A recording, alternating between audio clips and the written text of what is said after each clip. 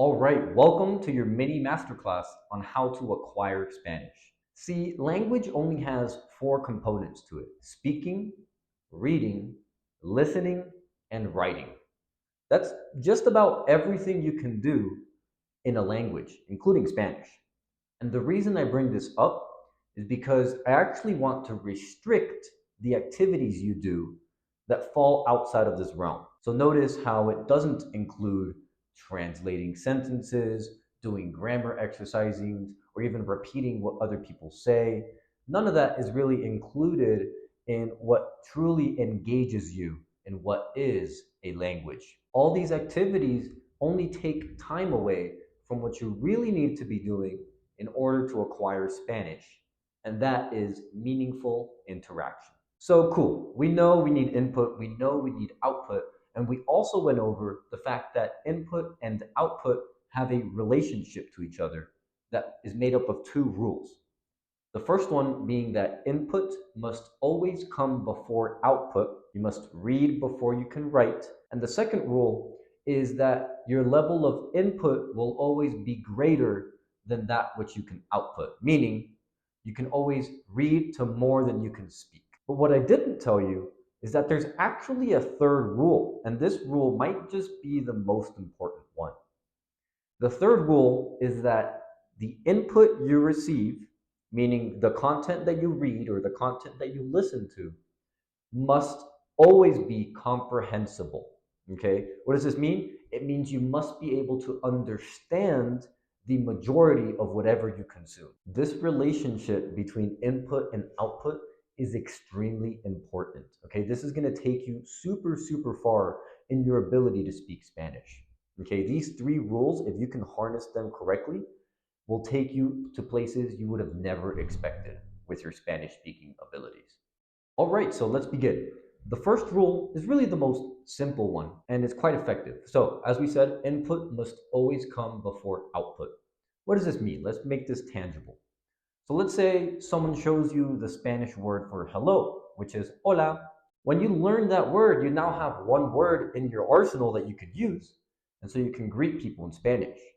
But that's kind of it, you know. Before being shown the word hola, you were unable to produce that word because you didn't know it existed. This is important to know because if you try speaking too soon without listening to enough content, you're going to be at a loss for words.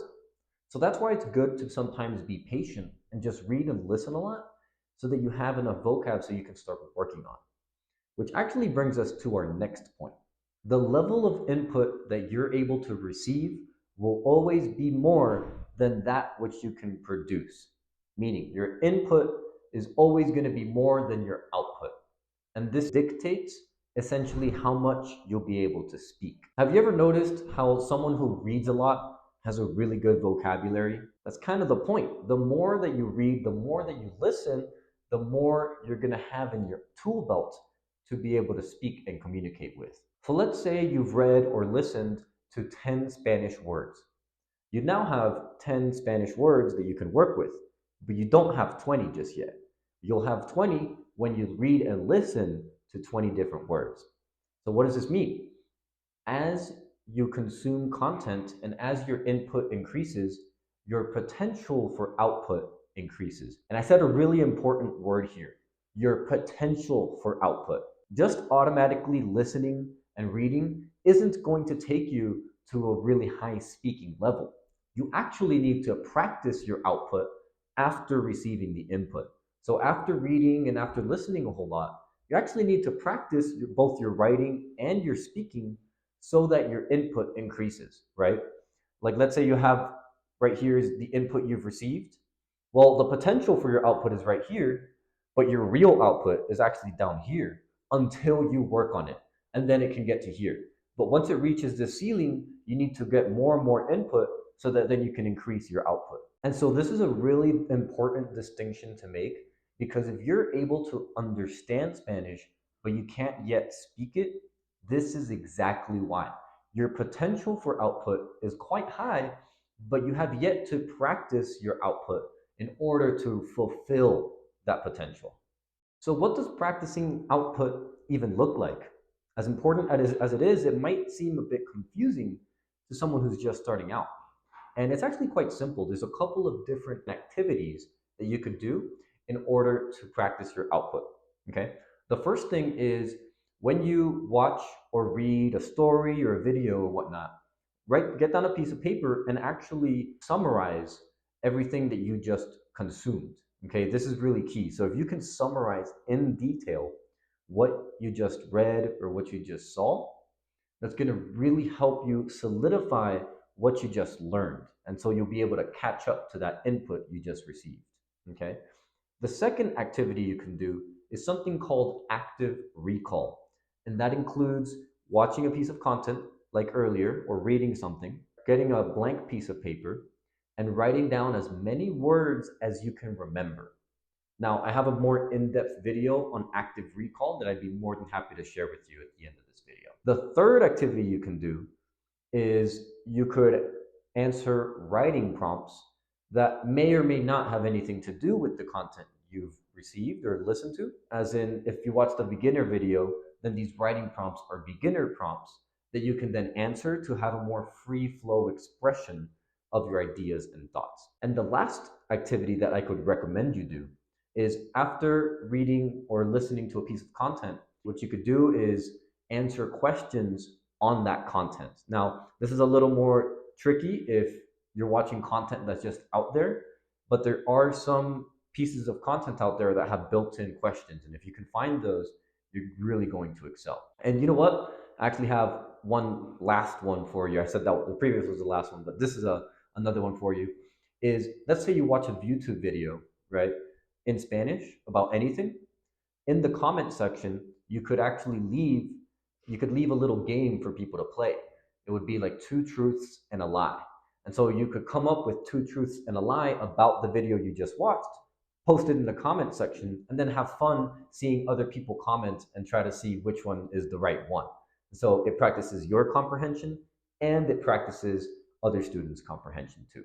So these are a bunch of activities that you can do to help practice your input. And at the end of this video, I'm going to share with you a couple of resources I put together that'll help you with your output. So far, we've gone over the fact that input must always come before output. Your level of input will be always greater than your level of output. And to practice your output, to fulfill that potential, you can use any of the exercises I just mentioned, which now leads us to the third rule of input and output. The input you receive must be comprehensible, meaning you must be able to understand the majority of whatever you read or listen to. The whole idea of just watching random content that maybe hopefully you'll start picking up words from is a whole bag of nonsense. It's really not going to take you anywhere.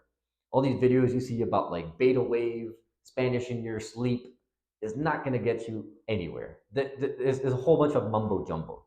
The whole point of input is to receive messages.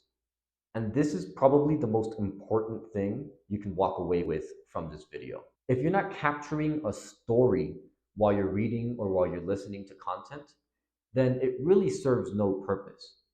We acquire languages through stories. This is super important. Through stories is how we're able to actually internalize all these words and their meanings and their contexts. And this is key.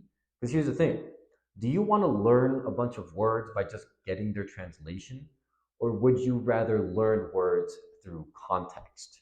And I would argue that learning through context gives you much greater depth into the definition of the word and how you can use that word.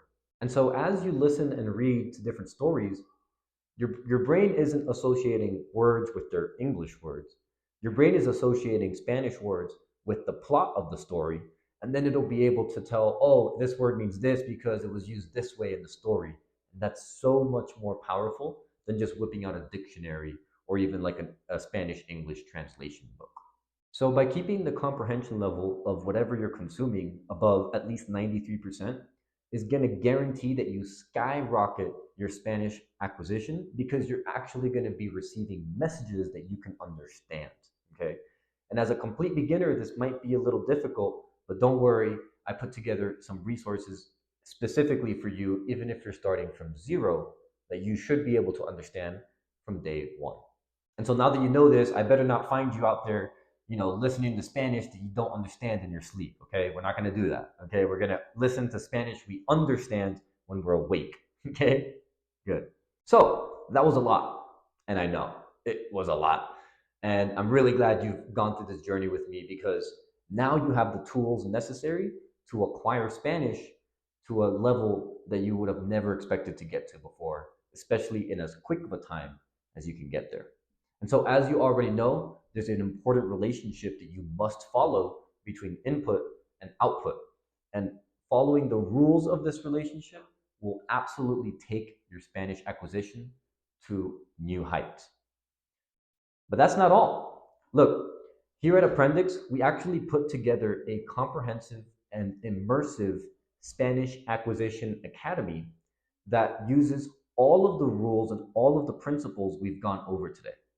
So, whether you're a complete beginner or if you're someone who's been studying Spanish for over 6 months to over a year, I think you're going to find a lot of value from enrolling in what we have for you. We got a free Spanish class. It's going to be great. Even if you don't know a single bit of Spanish, you'll understand everything I say, I promise. So go ahead, sign up. It's going to be completely free, no strings attached.